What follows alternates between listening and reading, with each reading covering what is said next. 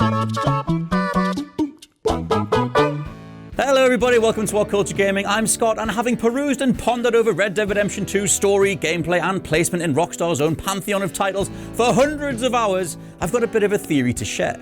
So anyone who's grown up with Rockstar games over the past few decades knows their reputations as the bad boys of the industry. Coming first from GTA being a video game about criminality, they promptly set the Western Hemisphere ablaze with GTA 3, something that shook the very foundations of gaming itself, birthing the open world genre and proving Rockstar could write a script and game that was satirical as well as a black mirror to all who played it. Fulfilling your every wish, your every want and desire, GTA tells you more about yourself than any other interactive piece of entertainment. It's partly why everyone under the sun became fascinated by what was on offer, and it's one of the biggest ironies lost on the likes of Rockstar-hating activist lawyer Jack Thompson. Little did he or many reactionary news outlets realize that by claiming GTA lets you do X horrible thing, you're owning up to doing it in the first place. This was the bulletproof armor GTA needed to survive against torrents of parent groups, and it still stands today, with Red Dead Redemption 2 also coming under fire near launch for letting you kill women, providing you're low enough to make that a focal point. Rockstar, though, embraced and relished this perception of their crimes. They promptly steered into the controversy with Manhunt, a game literally about butchering people in increasingly gruesome ways for the best in-game scores,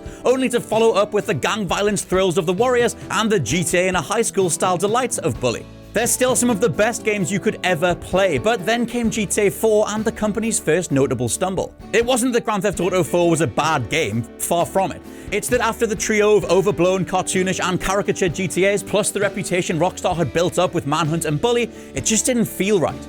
GTA 4's story had weight, flawed characters, analyses, and on-the-nose commentary of the American dream. It wasn't exactly cinematic brilliance, we still had Brucey and Roman, but in short, GTA 4 was Rockstar trying to move from Michael Bay to Michael Mann. They even mimicked the bank robbery from Mann's 1995 thriller Heat just to hammer that home. Naturally, the response was mixed. Nico Bellic wasn't as cartoonish or malleable as Tommy Vercetti, CJ, or even the all-purpose blank slate of Claude.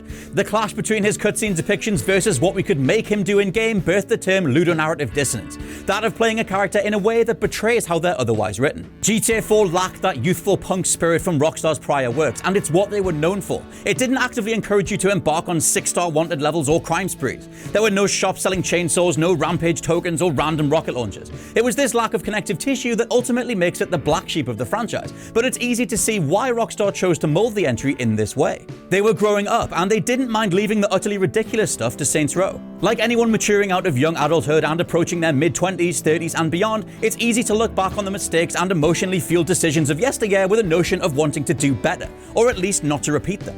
GTA 5 played things very safe in this regard and got the franchise back on track, selling more than any other entertainment product in history. Rockstar clearly don't regret what they've made in the past or what they've become, but with Red Dead Redemption 2, they have found a way to address it head on. The key is representing both sides of the coin and taking a stance with repercussions. Main man Arthur Morgan has the hard edge of an outlaw, the ability to turn off his moral compass and kill civilians for even getting in his way, but he also has friends, a journal filled with sketches, an ex-partner, and ultimately, a death-bringing disease that reframes his entire being. It's this dichotomy that lets you indulge in all the foibles of Rockstar's past. The crime sprees, brutal killings of innocent people, physics-based carnage, humorous reactions from protagonists as we gun down entire townships, but by the time Arthur's life reaches its end, if this is how you played, it'll trigger a fundamentally more empty, futile ending. Play the game not keeping an eye on your honor meter, and when one of two endings plays out, you'll either be mercilessly stabbed by Micah or shot straight through the temple by him as Arthur screams, "Damn us all." Both don't happen if you lived honorably enough to have your meter sit above the halfway mark.